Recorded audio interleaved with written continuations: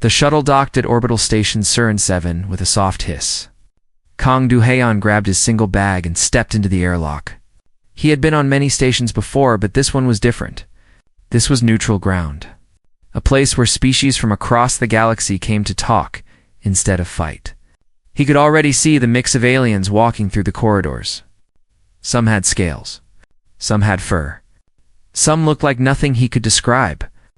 And all of them looked at him with the same expression. Curiosity mixed with something else. Something like pity. Humans were still new to the galactic community. Only 40 years had passed since first contact. In that time, humanity had proven itself useful in small ways.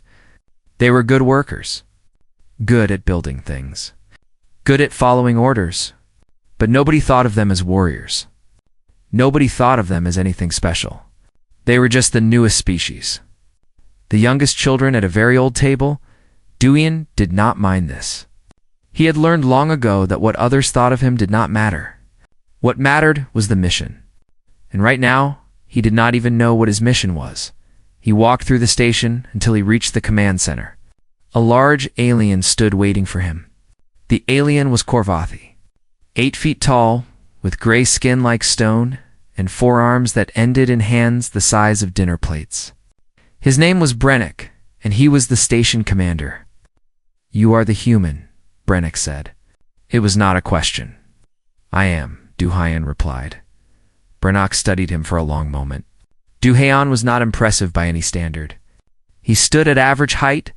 His build was lean but not muscular. His face was calm and showed nothing. He looked like a man who could disappear in a crowd without trying. "Follow me," Brennick said. They walked through corridors that grew more elegant with each turn. The walls changed from metal to something that looked like polished marble. The lights became softer. This was the diplomatic wing. The place where important people stayed. Brennick stopped in front of a large door. "Inside this room are your assignments. Princess Lee and Princess Myray of the Villani Dominion. Twin sisters. They are here for the diplomatic summit that begins in 5 days." Du-haeon waited for more information. "There have been 3 assassination attempts on their lives in the past month," Brennick continued. "Every guard assigned to them has failed. 2 are dead. 1 is in medical care and will never walk again. You are their last option." "Why me?" Du-haeon asked. Brennick made a sound that might have been a laugh. "Because no one else will take the job. And because your Captain Yoon recommended you personally, he said you were the most stubborn human he had ever commanded. He said you do not know how to quit." Du-haeon considered this. It was not exactly a compliment, but it was not wrong either, except he said. Brennick opened the door. The room inside was beautiful. High ceilings, soft furniture, windows that showed the stars outside. And standing in the center of the room were 2 of the most striking beings Du-haeon had ever seen. The Villani looked almost human at first glance. 2 arms, 2 legs, a face with 2 eyes and a mouth.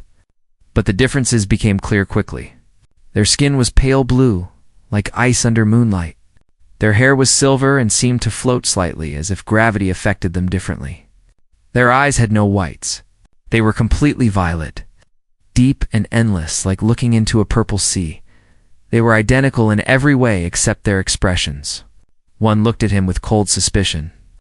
The other looked at him with open curiosity. "This is the human guard?" the cold one asked. Her voice was sharp. "This is what you bring us after 3 failures?" Princess Lee Brennick said carefully. "Kang Du-haeon comes highly recommended. He served in Earth's Special Forces for 10 years.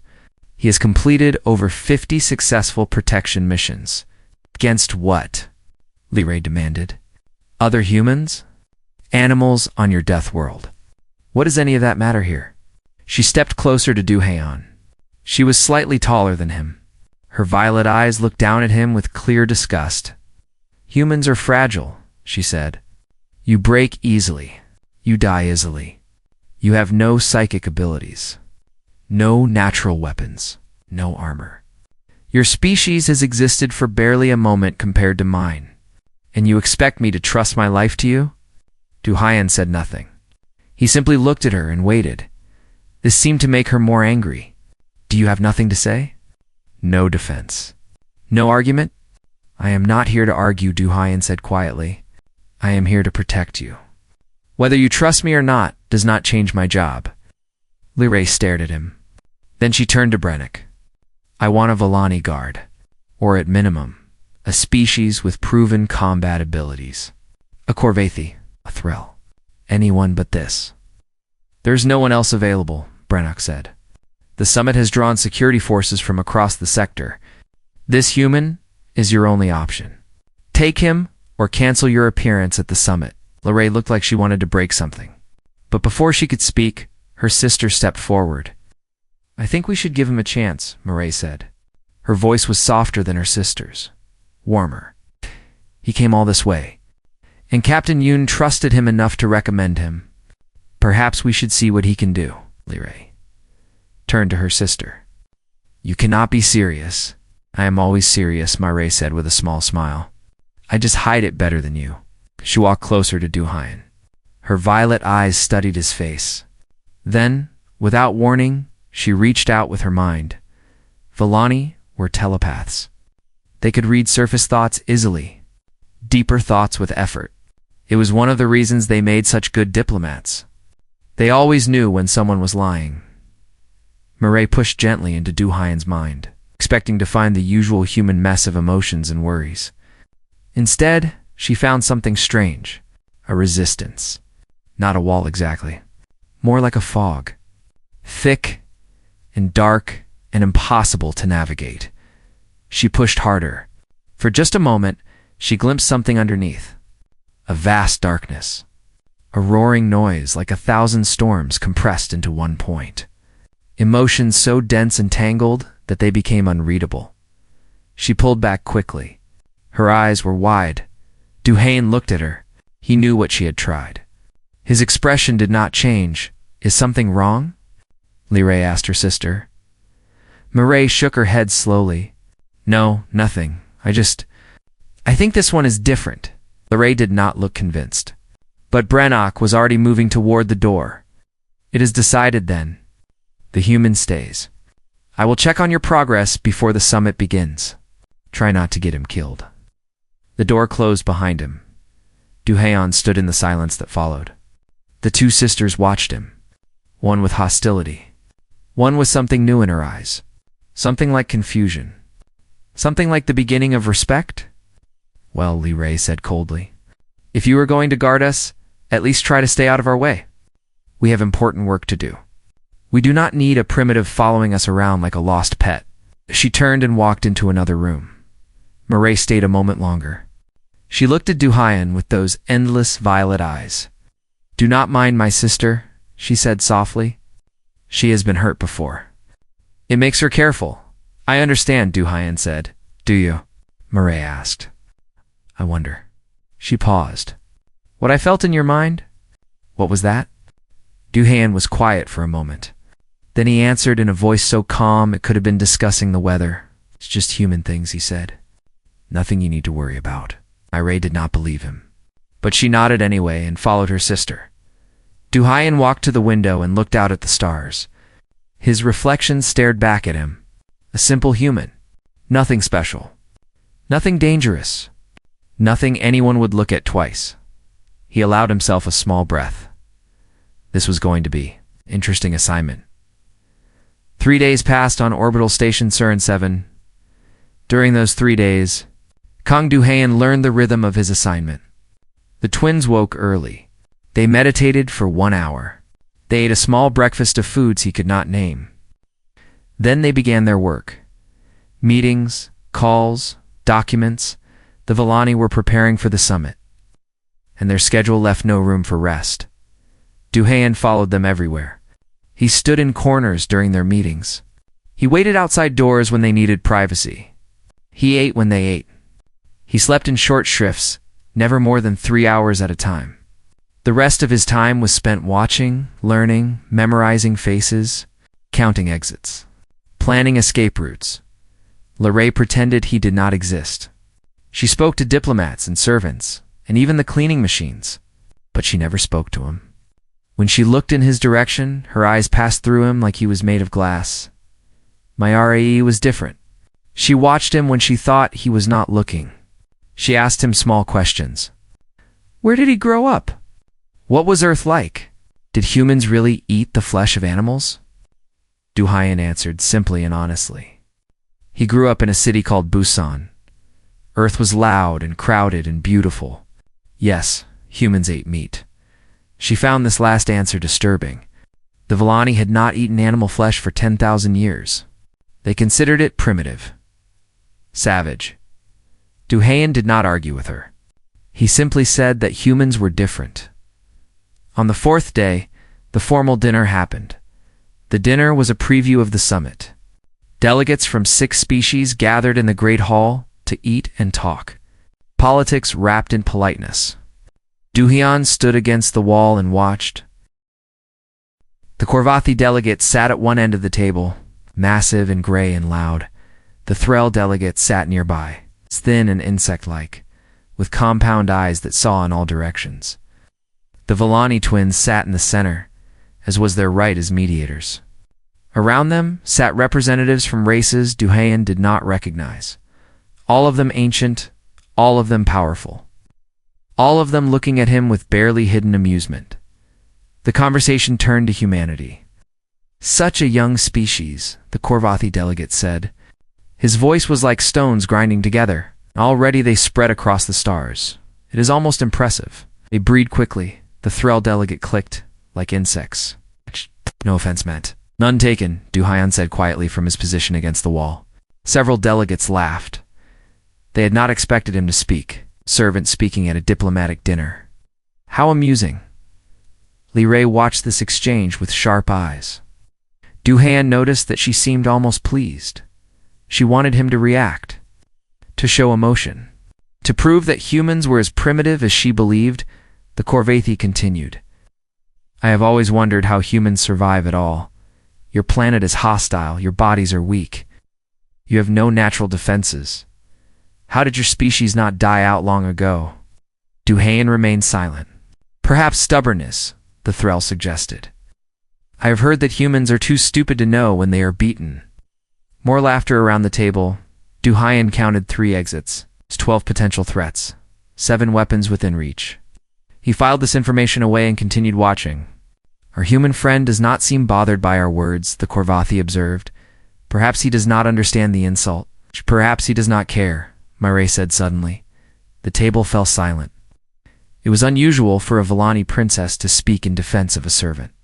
The human is doing his job, Mayare continued. He is not here to make friends or trade words. He is here to protect. I'll heal. Should we not respect that? Li Rei's eyes narrowed at her sister, but she said nothing. The dinner continued. The conversation moved to other topics. Du Haiyan remained against the wall, unmoved and unreadable. Later that night, Mayare found him standing guard outside her quarters. She could not sleep. Something about the human bothered her, something she could not explain. May I ask you something? She said. Du Haiyan nodded once. At the dinner, they mocked you. They called your species weak and stupid. Why did you not respond? Du Haiyan was quiet for a moment. Then he spoke in that calm voice she was beginning to recognize, because they wanted me to respond. They wanted to see a primitive human lose control. Reacting would have proven their point. And that does not bother you? Being called weak? Du Haiyan looked at her. In the dim light, his eyes seemed deeper than usual, like there was something hiding behind them. I know what I am, he said. Their words do not change that. Mayare felt the urge again. The urge to look inside his mind. To understand what made this human so different from the others she had met, she reached out with her thoughts. Gently at first, then with more force, the fog was there again, that strange darkness that blocked her sight. She pushed harder than before. She had to know. For one heartbeat, the fog parted. She saw something vast, a space filled with noise and chaos, memories stacked on memories. Pain and joy and fear and rage, all compressed into something tight and burning. It was not quiet like a Villani mind. It was not organized. It was a storm. A beautiful, terrifying storm that never stopped. And in the center of that storm, she felt something looking back at her. She gasped and pulled away. Du-Hyen had not moved, but his eyes were fixed on hers. He knew exactly what she had done. "That was rude," he said quietly. "No anger, just a statement." "I'm sorry," Mireille whispered. Her hands were shaking. "I did not mean to. I just wanted to understand." "Understand what, you humans? How you can seem so calm when there is so much inside you." Du-Hyen considered her words. For a long moment he said nothing. Then he spoke in a voice that was almost gentle. "We are not calm. We just learned to hide it. Our minds are not like yours. They are loud. Too loud to control completely. So we build walls. We push things down. Keep moving because if we stop, we might drown in everything we carry." Mireille stared at him. "That sounds exhausting." "It is," Du-Hyen agreed, "but it is also useful. Our emotions give us strength when we need it. Fear makes us fast. Anger makes us strong. Pain reminds us that we are alive. We do not reject these things like your people do. We use them, and the darkness?" Mireille asked quietly. "Everything I felt looking back at me." Du-Hyen was silent for a long moment. "Every human carries darkness," he finally said. "It is part of us. We come from a world that tried to kill us every day for millions of years. We survived by being willing to do what other creatures would not. That darkness is what kept us alive. We do not speak of it often, but it is always there, waiting." Mireille felt a chill pass through her. She had lived for over 300 years. She had met thousands of species. She had thought she understood the galaxy, but she had never met anything like this human. "I will not look into your mind again," she promised. Du-Hyen nodded. "Thank you." She turned to go back inside. Then she stopped. "Du-Hyen? Yes. I think my sister is wrong about you. I think there is more to humans than anyone knows." Du-Hyen allowed himself a small smile. It was the first time she had seen him smile. Perhaps he said, "But it is better if people do not know. Surprises are useful." Mireille returned to her room with a new feeling in her chest. She was no longer certain about anything. This human who seemed so ordinary carried something extraordinary inside him. She had a feeling that before this mission was over, she would see exactly what that something was. In the corridor, Du-Hyen returned to his watch. His face was calm again, unreadable again. But inside, the storm continued. It always did. And somewhere in that storm, something old and patient waited for the moment it would be needed. The diplomatic summit began on the 5th day. The great hall of Orbital Station Surin 7 filled with delegates from across the galaxy. Old enemies sat at the same table. Ancient grudges were spoken aloud for the first time in centuries. And in the middle of it all, the Villani twins worked their magic. Lyrae and Mireille moved through the summit like water through stone. They smoothed rough edges. They found common ground where none seemed to exist. They reminded everyone why the Villani had served as mediators for 10,000 years. Du-Hyen watched from the shadows. He had memorized the faces of every delegate. He knew which ones carried hidden weapons. He knew which ones had guards waiting outside. He knew which exits were blocked and which ones were clear. The summit lasted 12 hours each day. The twins barely rested. And Du-Hyen did not rest at all. By the third night, even Liara had started to notice him. Not with warmth, not with respect, but with a kind of grudging acknowledgement. He was still there. He had not failed. He had not complained. He simply existed, like a shadow that never left their side. That night, the twins returned to their quarters exhausted. Mireille collapsed onto a soft chair. Lyrae stood by the window, looking out at the stars. 2 more days, Lyrae said, then we can go home. It is going well, Mireille agreed. Better than expected. Because we are good at what we do, Lyrae replied. There was no pride in her voice. Just truth. Du-Hyen stood near the door. He had been standing for 16 hours. His body ached. His eyes burned, but he did not sit. He did not close his eyes. Something felt wrong tonight. He could not explain it. He could not point to any specific threat, but his instincts were screaming at him. It's the same instincts that had kept him alive through 50 missions. the same instincts that had saved his life more times than he could count. "You should rest," Murray said to him. "You have not slept in days." "I will rest when the summit is over," Du Hyan replied. Larray made a sound of contempt, trying to prove something. "Your body cannot handle this forever. Humans need sleep." "I am fine," Du Hyan said. The lights flickered. Du Hyan moved before he could think. He grabbed Li Ray and pushed her to the floor. He reached for Murray and pulled her down beside her sister. "What are you?" Larray started to protest. "Quiet," Du Hyan whispered. "Stay down. Do not move." The lights went out completely. In the darkness, Du Hyan listened. He heard the soft hum of the station's systems. He heard the twins breathing beside him. He heard his own heartbeat, steady and slow, and then he heard something else. A soft shimmer, like air being moved by something invisible. Cloaking technology, military grade, expensive and rare. They were not alone in the room. Du Hyan's hand found the knife hidden in his boot. It was a simple blade, steel and carbon fiber. Nothing fancy. But it was sharp, and he had used it many times before. The first assassin appeared behind him. The cloak failed for just a moment, a shimmer of light, a shadow that did not belong. Du Hyan was already turning. His knife found the assassin's wrist, just as the creature was raising a weapon. The assassin screamed. Du Hyan did not stop.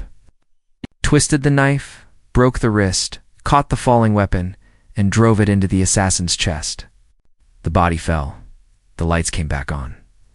4 more assassins stood in the room. They were Sithrak, tall and lean, with gray skin and black eyes like oil drops. Their bodies had been modified. Extra joints, hidden blades, glands that produced neurotoxin. They were professional killers. Each one had been trained for years. Each one had killed hundreds of targets.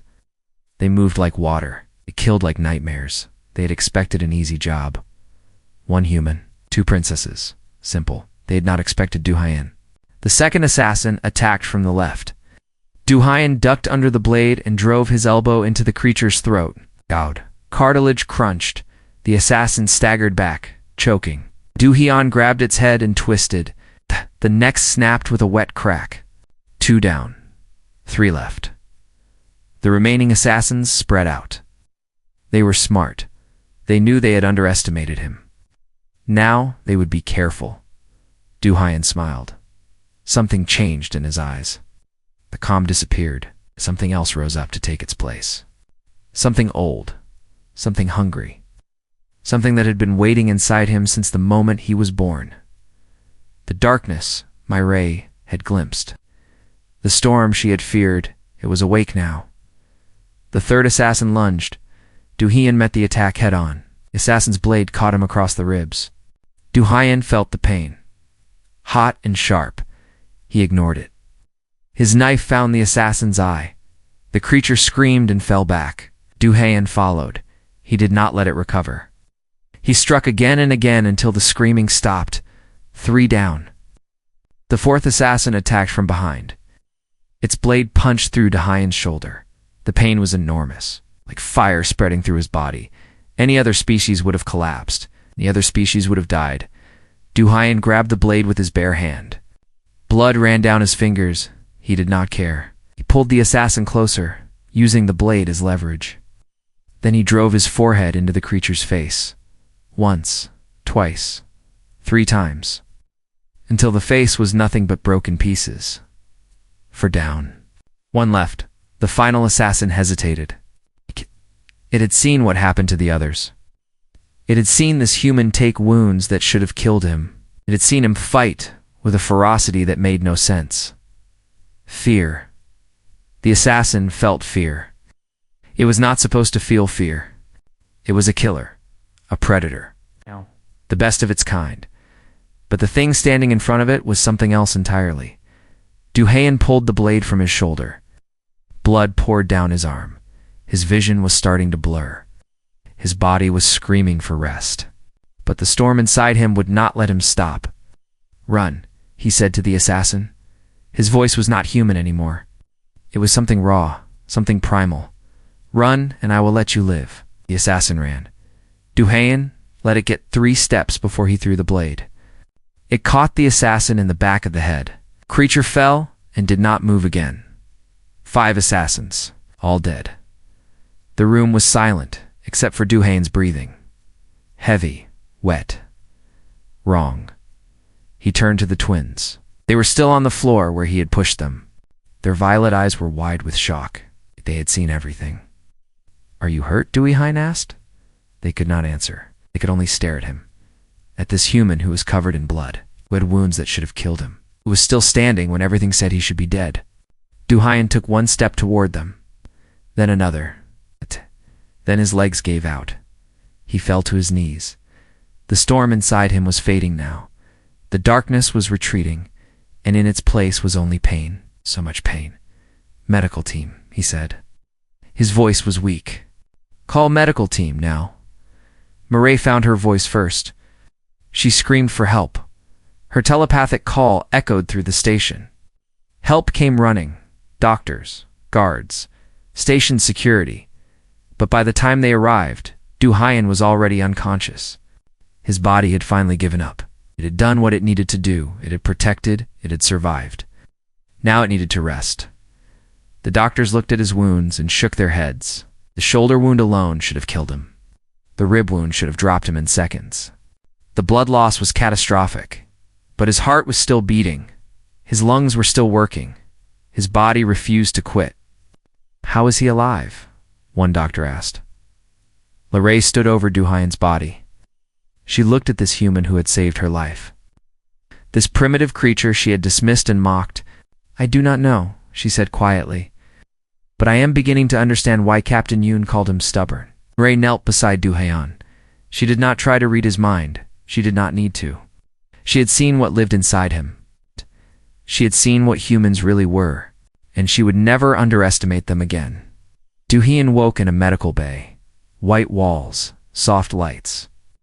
The gentle hum of machines keeping him alive. He tried to move and immediately regretted it. Pain shot through his entire body, sharp and hot and everywhere. "Do not move." The voice came from beside him. Du-Hayan turned his head slowly.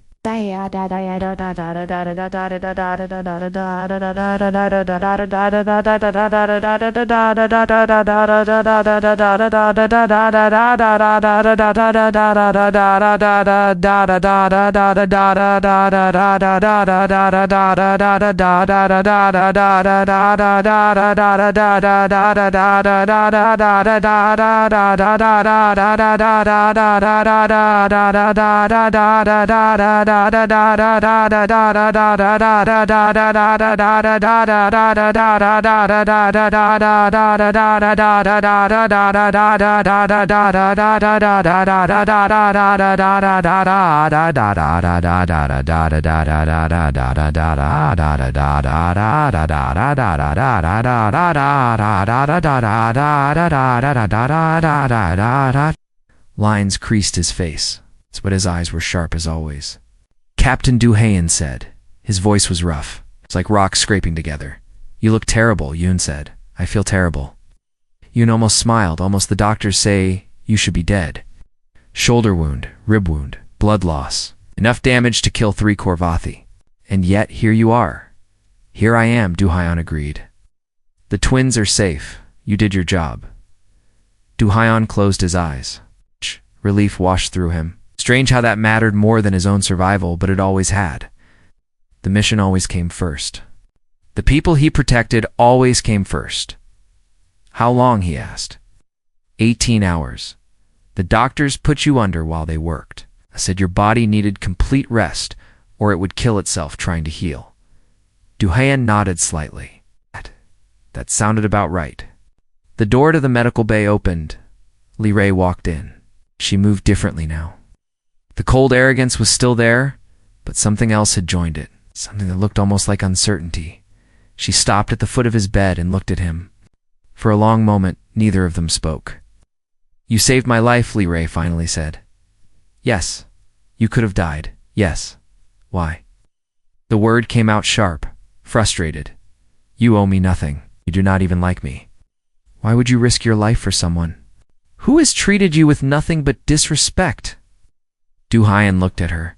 Even now, covered in bandages and barely able to move, his eyes were calm. Because it was my job, he said simply. That is not an answer. It is the only answer I have. Li Rei stared at him. Then she turned and left the room without another word. Yun watched her go. She does not understand. No, Du Haiyan agreed. She does not. Should I explain it to her? If you want?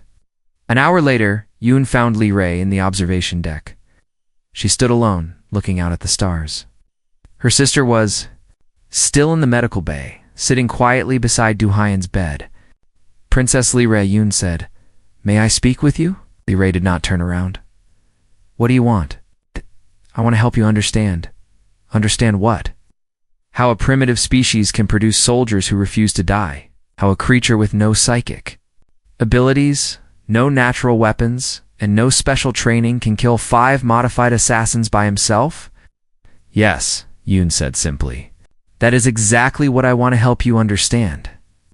He walked to stand beside her at the window, the stars reflected in his eyes.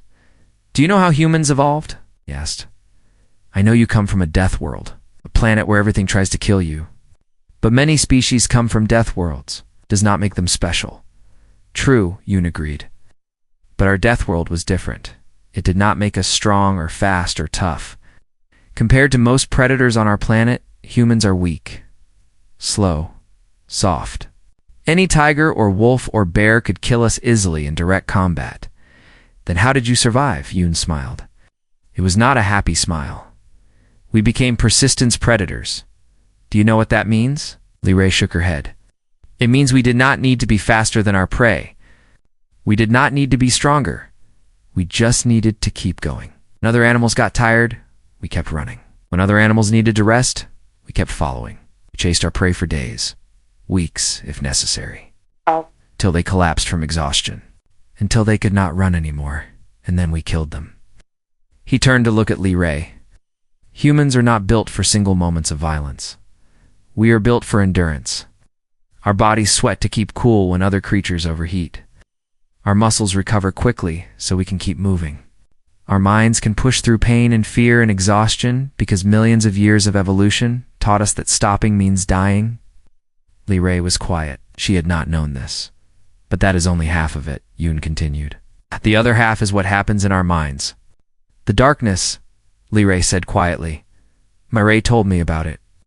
"Yes, the darkness." Yun nodded.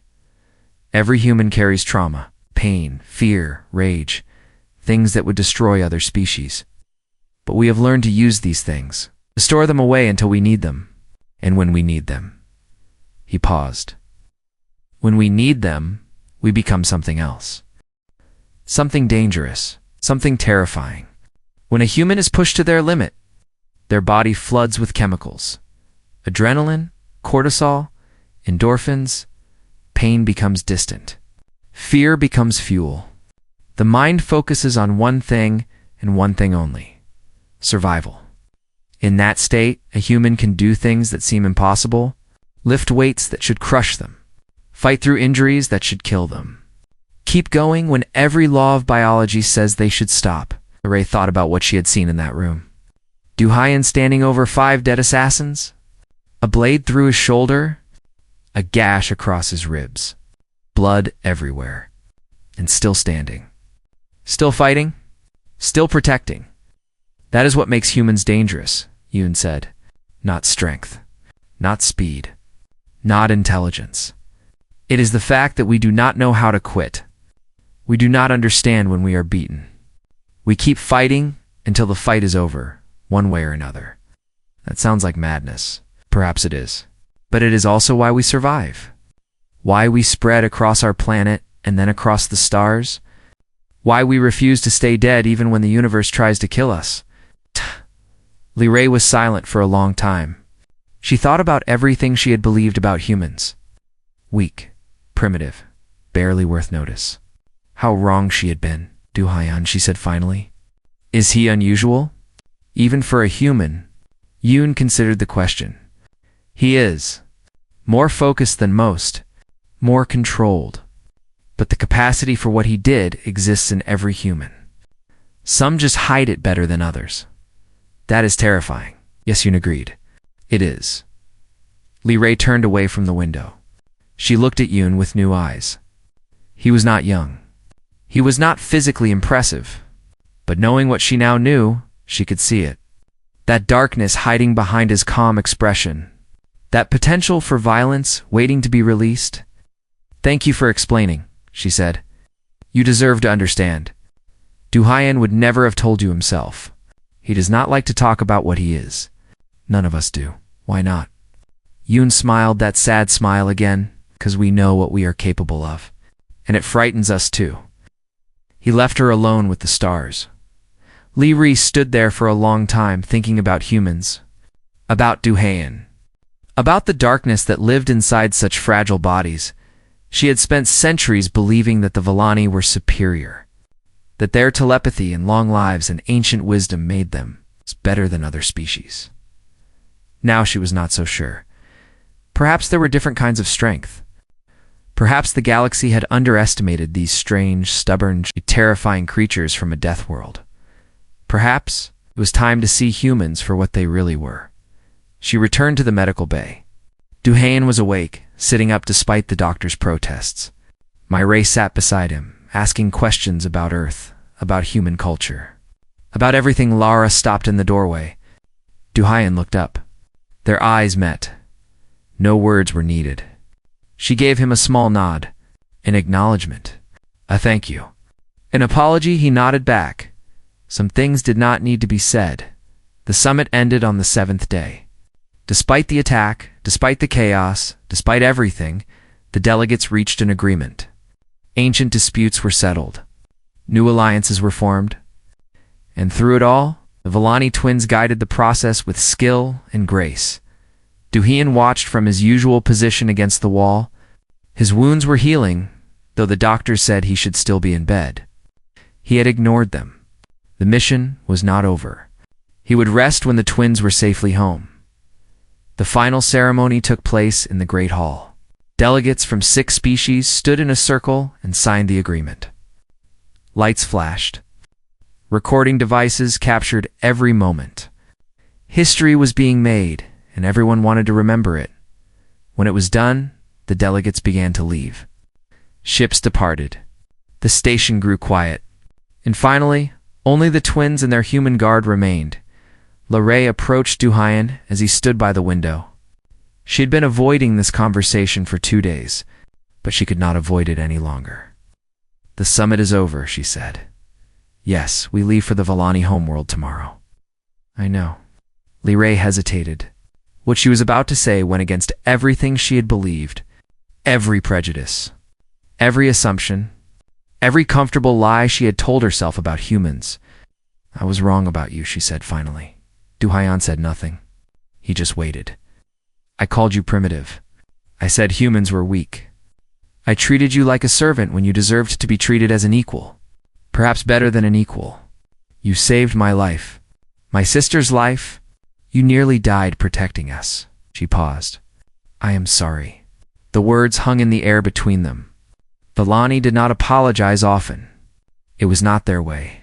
An apology meant admitting a mistake, and the Villani did not like to make mistakes. Du-Hyen looked at her. For a moment, something like warmth flickered in his eyes. No apology is needed, he said. You had no reason to trust me. Humans are new to the galaxy. We have not proven ourselves yet. You've proved yourself. Nothing more. Lara shook her head. It was more than a job. I saw your face when you fought those assassins. I saw what you became. That was not duty. That was something deeper. Du-Hyen was quiet for a long moment. Then he spoke in a voice that was softer than usual. On Earth, we have a concept. It does not translate well. We call it purpose. Not just a job or a task, but a reason for existing. Something that gives your life meaning. For some humans, their purpose is creating art. For others, it is raising families. For others, it is discovery. He turned to look at her directly. For me, it is protecting. It is all I know how to do. All I have ever been good at. When I stand between someone and danger, I feel complete. I feel like I am exactly where I am supposed to be. Lee Ray understood. She had felt the same thing when mediating conflicts. That sense of rightness. That feeling of fulfilling your destiny. Then I have something to offer you, she said. Something that has never been offered to a human before. She reached into her robe and pulled out a small object. It was a medallion made of a metal that seemed to glow with inner light. Symbols were carved into its surface. Ancient symbols. Sacred symbols. This is the mark of a guardian of the Villani royal house, Lee Ray explained. It has not been given to an outsider in 5,000 years. Those who wear it are sworn to protect the royal family for life. They are given the highest honors our people can offer. A home on our world. A seat at our table. A place in our history. She held the medallion out to him. I am offering this to you, Kong Du-Hain. Not because I owe you a debt. Not because I feel guilty for how I treated you. I am offering it because I believe you deserve it. Because I believe you are worthy. Du-Hain stared at the medallion. His face showed nothing, but inside, a storm of emotions raged. Surprise, confusion, something that might have been pride. You want me to leave Earth? He asked. Not forever. Guardians can travel. They can visit their homeworlds. But yes, your primary duty would be to the royal house. To me and my sister, Du-Hain looked out the window at the stars. Earth was out there somewhere. His home, his people. Everything he had ever known. But what was waiting for him there? More missions. More violence. More knights standing guard over people who saw him as nothing more than a tool. Here he was seen. Truly seen. For the first time in his life, someone had looked past the quiet exterior and recognized what lay beneath. How? Can I think about it? He asked. Take all the time you need. The next morning, the twins prepared to leave. Their ship waited at the docking bay. Servants loaded luggage. Diplomats sent final messages. And Du-Hain stood in the corridor, holding the medallion in his hands. Mireille found him there. She had been looking for him. There was something she needed to say before they left. You are still here, she said. I am still thinking. She smiled. That warm smile that was so different from her sister's coldness. What is there to think about?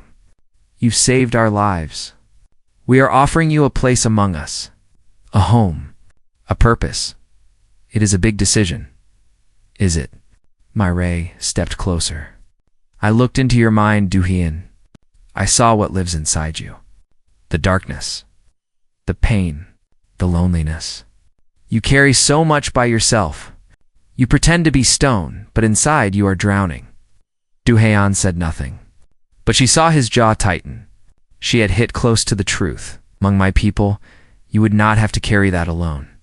We are telepaths. We share our burdens. We help each other heal. You would never be alone again. I am used to being alone. That does not mean you have to be. They stood in silence. Around them, the station hummed with activity. Life continued. Time passed. I saw something else in your mind, Mireille said quietly. When you fought those assassins. When you let the darkness out, I saw what you were protecting. What do you mean? It was not just us. Not just duty. There was something else. A memory, a feeling. Something that drove you forward when your body wanted to quit. Du-Hain closed his eyes. He knew what she was talking about. That moment when everything had gone dark. When pain had threatened to swallow him whole. In that moment, he had seen something. Felt something. A reason to keep fighting. I do not know what I saw, he admitted. But it felt like home. Mireille reached out and touched his hand. Her fingers were cool and soft. Maybe that is what we are offering you, she said. A new home. A new family. A new purpose. She let go and walked toward the docking bay. At the door, she stopped and looked back.